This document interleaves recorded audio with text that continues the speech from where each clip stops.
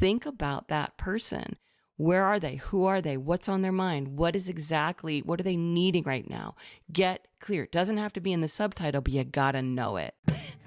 Welcome to the Soul Sourced Podcast, unconventional business advice for the highly creative, secretly sensitive, and wildly ambitious entrepreneur. I'm your host, Christine Kane. Let's do this.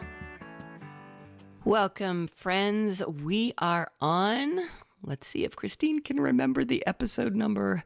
We are on episode 51 of the Soul Sourced Business Podcast. Welcome and thank you for listening. We're going to dive into a topic today that I really love talking about, and we're going to talk about titles and subtitles of books. And this can also apply to not just books, but it can apply to your VFO, or what we call your valuable free offer here at UpLevel. But I'm going to talk through this because someone had sent me a title and subtitle last week, and it made me remember a little activity I did one Sunday afternoon when I had written, oh my God, hundreds of titles and subtitles for my book. And I finally went in and I just dove into Amazon. I dove into my iPad. I looked at every book on my shelf and I started to examine and dismantle the subtitle formula. And what I'm going to do here today is I'm going to act like you and I are just hanging. You're here in my living room, and I will simply go ahead and say that if you come and sit in my living room, you're going to have to accept the fact that Pearl will jump up on the back of the chair and chew your hair, because that's what she likes to do. And we're just going to talk like friends. And I'm just going to share my experience of coming up with subtitles.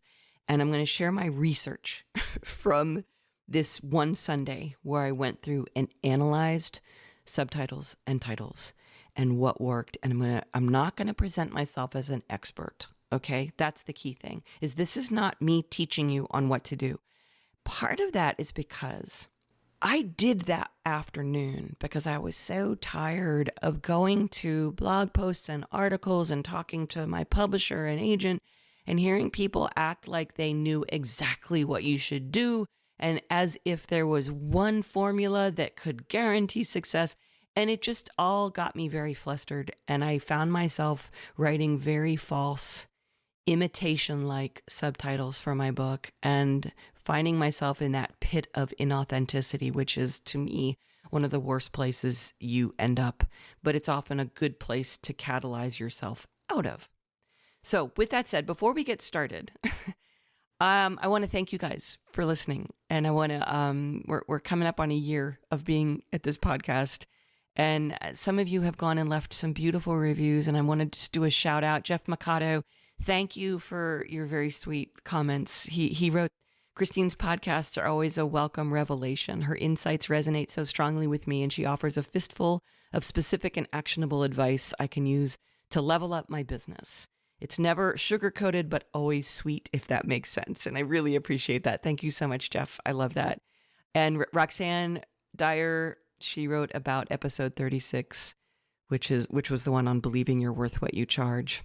And she said, I became very emotional when she got some opinions from people on how she was charging incorrectly and how she had to learn how to discount. And she said, I'm learning to walk away from such conversations, but still feel emotionally drained, as many of us do, Roxanne. She said, thank you, Christine. This episode provided a proper perspective, which I will take in the future. Thank you. Right back at you, Roxanne. I really appreciate it. I'm glad that helped. And Sue Paul just said, like a tall drink of cool water on a hot day. Sue, thank you. Obviously, Sue, you've been a client. I really appreciate that. And I appreciate your feedback on that. So anyone, you guys, thanks so much for leaving comments. Thanks so much for listening and showing up. I really love doing this. And I hope today does not disappoint as we go into this whole topic of subtitles and titles. I want to start with a few little guidelines and caveats about this, because this is not going to be clear across the board applying to everyone. We're going to talk about nonfiction here, primarily because my clients tend to be business owners and people who are experts in a certain area, and they are serving clients and they're making their lives better. So they're making their lives better, their business is better, their finances better, whatever it might be. They aren't all coaches. It's just, but if they're going to write a book, it's going to be probably nonfiction, maybe bordering on memoir, because I know my book was a little bit part memoir and part self-help. But we're looking at nonfiction. We're looking at self-help, personal development, whether it's finances, whether that's business, whatever it might be for you. That's really where we're going to be studying. So there's a ton of books out there, a ton of great books out there. A lot of them don't follow the things that I've talked about here, but this is specifically about that genre. And the titles I've chosen are not necessarily going to be book recommendations, but they're all titles that I have either read or were on my iPad or I was studying, or they were just, hands down bestsellers and I wanted to just spotlight them. All right. Now, with that said, another caveat is that one of the real big mistakes I think that we make is that we think that a title and subtitle is what makes or breaks a bestseller. I don't think that is the case. And I actually know that's not the case. When you look at a best-selling book, there's so much that goes into it, not the least of which is the expertise of the author, the well-knownness, the fame of the author, the groundedness and the writing of the author, and then the subtitle and the title, and then the marketing of that book, because it is really all about marketing. And I mean, yeah, if you look at someone like a Tim Ferriss, and everyone loves to point to his books and titles and subtitles, and I'm gonna speak to that, but he talks about how hard he marketed. He was relentless, and so marketing is kind of everything. So it's not all about the title and subtitle. And with that said, like I said before, I'm not a book title expert. I am not a book expert. In fact, be wary of book experts, because a lot of them, they approach this strictly from the left brain, and they approach it as if there's a formula. And that's because people like a good formula, and there's not a good formula. My number one advice is listen to this and then go deep into your own stuff. Coming up with my title took a long time, title, subtitle, whether or not you agree that it's good. What I can tell you, and the reason I am going to bring this up, is that I have heard from so many people that they had no idea who I was. They saw my book and the subtitle is what drew them in. So a lot of you know this already. This is the Soul Sourced Business Podcast. My book is called The Soul Sourced Entrepreneur. And that was a pretty ballsy thing to choose to name it, because it doesn't make a whole lot of sense. It's not readily accessible. I've debated just calling it Soul Sourced. I also have kind of a lisp. I know that. I'm very aware of that. And I was like, oh my God, I'm going to be saying this over and over. And I have a lisp and it's going to be terrible. And I had other people, give me all kinds of names they wanted me to call it, but I couldn't come up with anything better. And so I settled on that. And then the subtitle is An Unconventional Success Plan for the Highly Creative, Secretly Sensitive, and Wildly Ambitious. And after trying and writing hundreds and hundreds of subtitles, that is the one I settled on. I'm going to talk about different formats for subtitles and why they are the way they are. And then I'm going to share why I chose the one I did, as well as share some of the shitty ones that I came up with along the way. So this episode came because it was kind of catalyzed by somebody bringing me her new book title and subtitle, and she's in this process right now. And I rewrote it. You aren't going to be able to tell who this is. I'm not even going to sort of share what her title and subtitle were, but I kind of took it and I made my own version of it, because I want you to understand, I think that is the key mistake people make in the personal growth world, in particular, people who do sort of softer, more healing, energetic kind of stuff. And we'll just pretend this was her title and subtitle, okay? Sparkle, Shine, Repeat. The Art of Finding Your Mojo. Now, there's some cool stuff there. And by the way, this is not her subtitle and title. I just kind of changed it, all right? But what's really hard for me with a title and subtitle like that is that neither of them tells me what the hell I'm going to get from reading this book. Like, it's nice. And it's sort of right-brainy, and sparkle's kind of a kicky word, even though that wasn't her word. But a lot of times we stay on the edges of who we really are. And we don't want to really hit people hard. We don't want to be too aggressive. And so we do these sort of floaty things like, oh, you can really find your mojo and it'll really transform your whole life. And you kind of got to step into a little bit more groundedness. And you got to step into a tiny bit more, I'm going to say assertiveness, but even bordering on aggressiveness. People who are listening to this particular podcast are tend to be a little more sensitive. They tend to not like to really own what they are, who they do, results they bring, because they can see gray zones. People who don't see gray zones can really write one of those kick-ass subtitles. But when you're in one of those sort of gray zone areas, I kind of got to get you to lean in, and I got to get you to sort of own what it is you do. And you sort of have to set little sensitive you behind and step into being a strategist and have an alter ego kind of a thing, and get a little clearer. So there is a marketing, I'm going to call him a marketing expert, consultant, positioning strategist kind of guy named Michael Fishman. And I have a quote from him in Evernote. I don't know where he said it, but I've heard it several times. And what he says is, don't make the title easy to understand, make it impossible to misunderstand. And I think that's very powerful. And I would actually put a little paraphrase in there and say, don't make the title and subtitle easy to understand, make it impossible to misunderstand, because not all titles are easy to understand. So if we look at something like Chip and Dan Heath, who often have that one word title like Switch, you don't know what switch means. That's not impossible to misunderstand. It could be anything, but then they move into their subtitle, which is how to change things when change is hard. And then the subtitle kind of wraps it up. So the subtitle is a message to the reader about what they're going to get from your book. What is the result they're going to get? And that means, big thing you have to start to understand is that this is why knowing who your reader is so very important. And I'm going to get to that. This is sort of what started to inform my subtitle, mostly because the feedback I was getting from many of the publishers that we had sent my book out to, me and my agent, was that this audience does not exist. And that kicked kind of the pain of that. And I will say it was painful, because anytime somebody tells you you're barking up the wrong tree, you go into like some serious questioning. It made me slowly lean toward a subtitle that spoke specifically to my person more than promised them the $1 million results. So with that said, I'm going to go into my observations that I came up with that one Sunday afternoon and sent off to my editor as we were trying to come up with book titles and subtitles. And the first observation is that the formula everyone loves, and this is I'm going to give you a background before I go into this observation.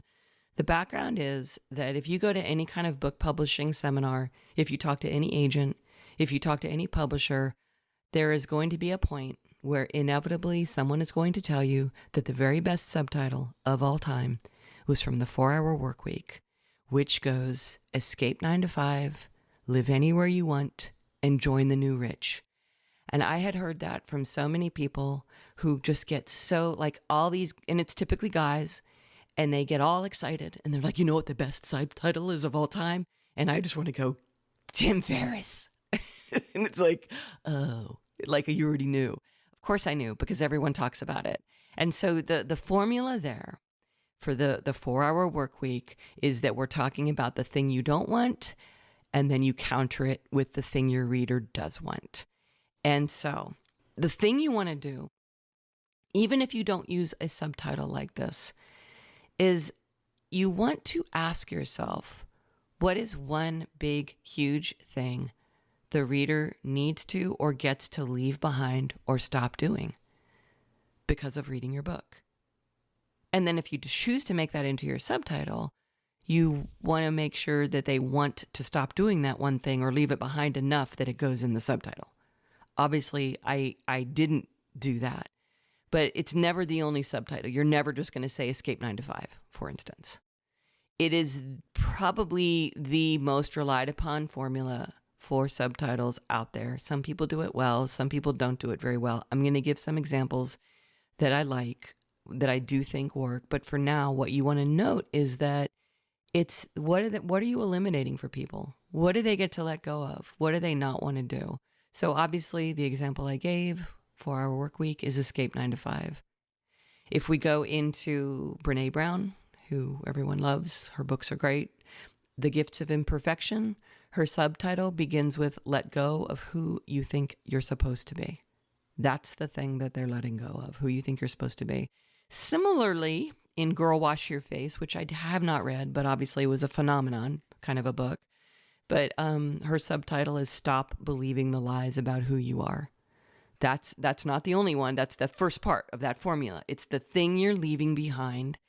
And then you want to move into, with this particular formula, if this is the formula that you want to move into the results-driven part of this. Meaning, what do they end up with after reading your book that they totally want? And what's funny is that this is the hardest thing that people have to go and look at. Like, what do they get from reading your book? And so if we look at all the three of those titles I just said, Escape 9 to 5 goes into Live Anywhere You Want and Join the New Rich. And there's that little tiny like appeal, the new rich. And I told my editor, I was like, what if we just tack and join the new rich onto every subtitle we come up with? You know, the highly creative, secretly sensitive, wildly ambitious, and join the new rich. Because it seems like that's the thing that everybody, like they love that end little note of, oh, I get to be in a special club. And then Girl Wash Your Face, it's, you know, obviously stop believing the lies about who you are so you can be who you were meant to be. And Brene Brown, Gifts of Imperfection, the thing they're leaving behind, let go of who you think you're supposed to be, and embrace who you are. Very similar to Girl Wash Your Face. I don't know which one came first, but it doesn't matter. Each book is its own thing. But my favorite one, I think, of these in terms of this particular formula, the let go of this thing that you don't want so you can have this thing you do want, is from Mike Michalowicz, who was kind enough to write a beautiful endorsement for my book. But Profit First, really phenomenal book. We are a profit first business here at Uplevel. We follow his model. But his subtitle is Transform Your Business from a Cash-Eating Monster to a Money-Making Machine. So we let go of this thing. Anyone who has reached a certain point in their business knows that you can just spend all your time throwing money at your problems. And we know that phenomenon. And then it also in some ways speaks to the client, the reader, the ideal reader of this, because by the time you are having that problem, your business has reached a certain level. And so Profit First is for what I would call people more in the phase 3. And if I actually have the phases of business in one of my podcasts, and now I don't remember which one, but that is his reader, is somebody who has reached a certain level, it's a very good book, but it does take time to implement. But I do love that subtitle. And those are the formula. That one thing is a key formula. And what you will see is a lot of people who have applied that formula, and I don't think they've done it well. And I think more often than not, that subtitle formula can sound too much like a formula if you're not really stepping into who you are. However, with that said, I think every single person who listens to this particular podcast, if you're writing a book, should write that formula over and over and over again until you hate yourself, because it is so helpful in getting closer to being articulate about what the hell you're teaching people how to do. Because if you're one of those nebulous people who is saying, find your mojo, we got to get you into something more grounded and more concrete. And so when I did this, when I was writing hundreds and hundreds of subtitles for my book, I did this formula over and over, and they're really terrible. But one of the ones I wrote down was ditch business as usual and succeed from the deepest, realest parts of your entrepreneurial self. I know it's not that good, but I wanted to figure out what is it that I'm letting people let go of, that I'm giving them permission to let go of. And all I could come up with was ditching the usual business advice. Or I think I also had one. I'm looking at my Evernote right now. Hold on. Where did I find? Oh, break free from the rigid old school rules, clean up your energy and succeed in your business from, and obviously I got so bored with that title, I fell asleep before I could finish it. But I did this exercise over and over and over again because I was trying to figure out what the heck this was teaching people how to let go of. Okay. Now we move on to our third piece. So the first one was knowing, you want to know what they want to let go of. The second is knowing what the results this book gives them. And then the third is kind of a how-to. The third subtitle I saw out there was a how-to hybrid. It contains a result, but in my note to my editor, I wrote, but it doesn't ejaculate it all over you. Meaning, and I know it's a little raunchy, but I felt like every time I felt like I was trying to write those titles, I felt like I was like throwing up on people or just just too much. It was too hardcore, and that wasn't my style. But you still have to articulate some kind of result. And so the example that I gave before of Chip and Dan Heath of Switch. The book is called Switch, and the subtitle talks about results, but it says how to change things when change is hard. And that's clearly, it talks about the results that they're going to get. So it's really a book about, it's really about changing your habits and building better habits. And then High Performance Habits the subtitle is How Extraordinary People Become That Way. And so that's sort of that how-to thing, like how this happens, how to change, how to have habits. I'm going to look at some of my other examples here. So there's a book called Never Lose a Customer Again, and the subtitle is similar to this how-to vibe, but it's Turn Any Sale into Lifelong Loyalty in 100 Days. Very, very concrete, results-driven thing without going overboard. And I'm not saying any of the other ones have gone overboard. Sometimes some of us can feel like it's going a little overboard. So that's the how-to hybrid. So the next subtitle formula is what, interestingly, and this doesn't surprise me because I was a songwriter and an artist, and this is just sort of where I lean, is a perspective where you're focusing simply on the contents themselves. So it's not promising results, promising this, let go of this. It's really just like this little label goes on the title to say, here's what's in this book. Here's what you'll find in this book. So there's two ways I saw people do this. One is you say what this book is, and this is often the favorite of more artist types and also the technique of a lot of memoirs. And then what this book contains. And I'm going to give an example of each one. So the what this book is, I'm going to use two from a podcast I just recently did about writing, Bird by Bird, Anne Lamott. Her subtitle here is Some Instructions on Writing and Life. So that's all it is. It's a book of instructions on writing and life. Very simple, very artist, very sweet. I love that. I wouldn't change a thing about it. I mean, not that she asked, but, and then Stephen King on writing, a memoir of the craft. That's it. Now, keep in mind, Stephen King has a little bit more leeway in that he's got his name behind it. And so that's a little bit more esoteric, but he gets that permission at this point because he's Stephen King. And so I don't necessarily think he had to get all formulaic about it, but it's a beautiful title and subtitle. And then the second iteration of what this book contains is to actually focus on it's not just like what this book is, it's what this book contains, what you're going to find in here. So we're not talking about instructions on writing and life, a memoir of the craft. Now we're moving into, I'm going to give you an example, like what's in here. And Women, Food, and God by Janine Roth is an unexpected path to almost everything. And more recent book, The Subtle Art of Not Giving a Fuck by Mark Manson, a counterintuitive approach to living a good life. And then the book Flow, The Psychology of Optimal Experience.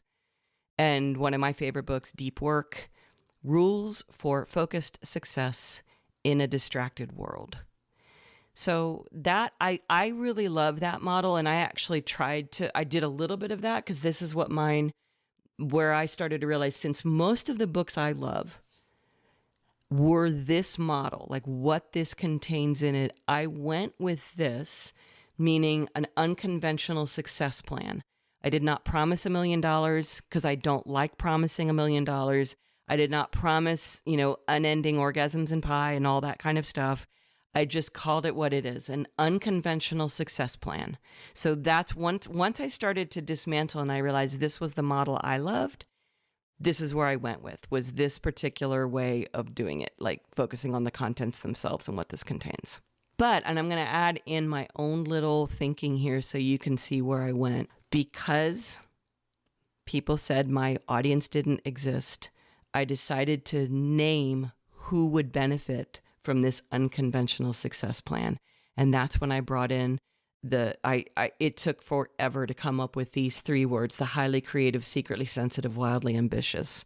It was going to be highly creative, secretly sensitive, and deeply driven, but I liked wildly ambitious because it was a little bit more of a word that most of us understand and use, and driven is one of those, even ambitious is one of those words that people are like, am I ambitious? I don't know if I'm ambitious.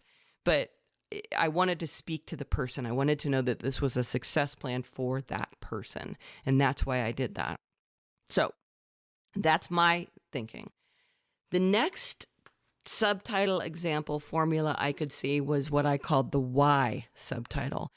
And I will be honest with you, I've never understood wanting to do a why subtitle, because I kind of go into like, well, you've just revealed what this is. You've basically told me what you're going to tell me.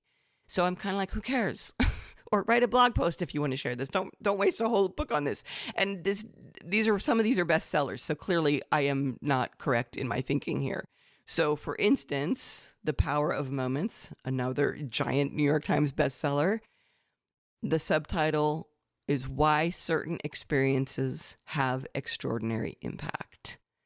And then The Happiness Project, and her subtitle is obviously a little more kicky here. Why I Spent a Year Trying to Sing in the Morning, clean my closets, fight right, read Aristotle, and generally have more fun. And she was trying to do that sort of fun, interesting thing. And I really get that. I lost track in that subtitle, but huge bestseller. So what do I know? But the why subtitle is another one. And I couldn't really point out what would make someone use the why there, but I think it's something to really look at. So the why, I think, with these particular writers has to be backed up by data. And so you're using stories, you're using data, you're using facts, you're using figures to prove the why behind it, and then make your thesis there. So not necessarily a big personal growth thing, but still used quite a bit. The next subtitle that I saw was a different way of wording the results-based subtitle. So it wasn't, kick-ass take names, how to do this or whatever, but it was using the ing word, the use of like ing, to sort of, I think what it does is it kind of softens the pushiness. So Dave Ramsey co-wrote a book with Meg Meeker. It was called Hero, Being the Strong Father Your Children Need. So usually Dave Ramsey is going to be a little bit more hard-hitting, but clearly this book has a softer vibe to it. And so Being the Strong Father Your Children Need has a different ring. It hits a little softer, and it speaks to a more soulful kind of result. Same thing with The Resilience Project by Hugh, and I'm going to say his name wrong. I butcher his name all the time. Van Kylenberg. The Resilience Project, Finding Happiness Through Gratitude, Empathy, and Mindfulness. So again, it's that use of the ing, finding, being. And I think that's worth studying that particular formula, because you can convey a result without feeling as douchey as the really hardcore business, I'm going to be the one person who changes your life now and forevermore kind of writer. And then the last one I came up with was people who don't really have any subtitle at all. So for instance, Thinking Fast and Slow did not have a subtitle, obviously huge bestseller, but at the same time, kind of an iconic writer and an iconic book. And it's Thinking, Fast and Slow. And that obviously did very, very well. And then Daniel Gilbert wrote Stumbling on Happiness, no subtitle on that as well.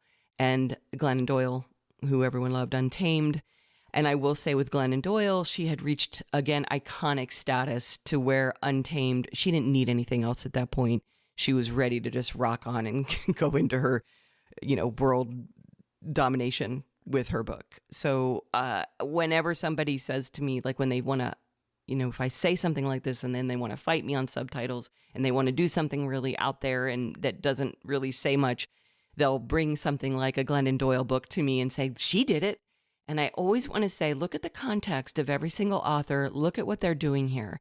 Look at the fact that Dave Ramsey has written so many hard-hitting books, and then when his name's on a book, it's actually not his book. I think he might have even written the foreword of that book, but it's a little softer because being the strong father your children need is a little different from telling somebody to go kick ass and take names in their fatherhood. That's just not going to be appropriate. So you want to think of the context for what you're doing and who you are as an author.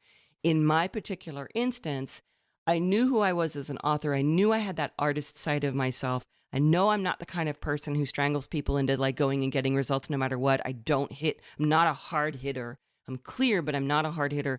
And so I wanted to focus on my people more than I wanted to focus on all these big $1 million results, because most of my audience rolls their eyes at the, overnight result kind of promise. They kind of are so sick of that. They're so done with it, and they've been hit so hard with it that I wanted to offer something just a little bit left of center on that. And so that's where I went with it. And again, for you, you want to look at the context of what you're writing and who you are. And so I have some action steps I'm going to start you with so that you can start getting clear on your subtitle.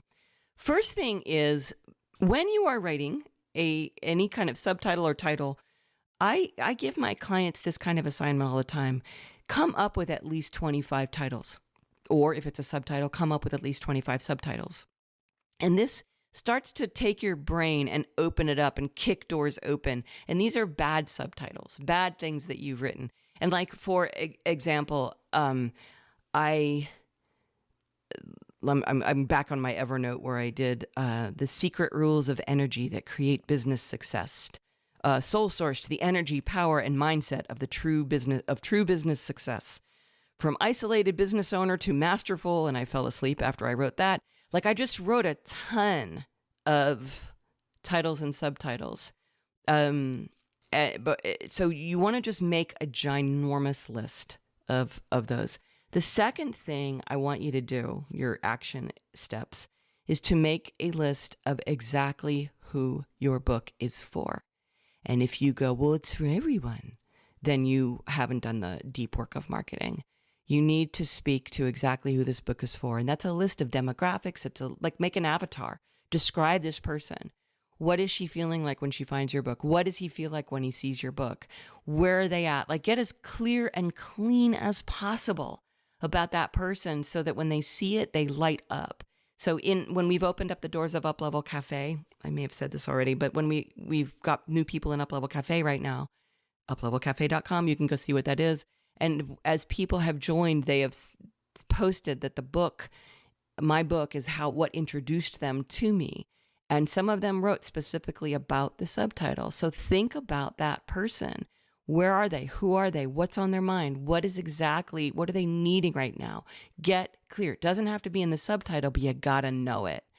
And then make at least a list of at least 10 things your reader wants to avoid or eliminate or end or stop doing, whatever it might be. I would actually stretch it to say 20, but it's going to be in relation to what you are teaching in your book, not just random stuff. But a list of at least 10 things that they would want to end or eliminate or avoid. And also write it in just boring old prose. Don't try to be writing it in title format, because then you start becoming like someone that you're not. Just write it all down.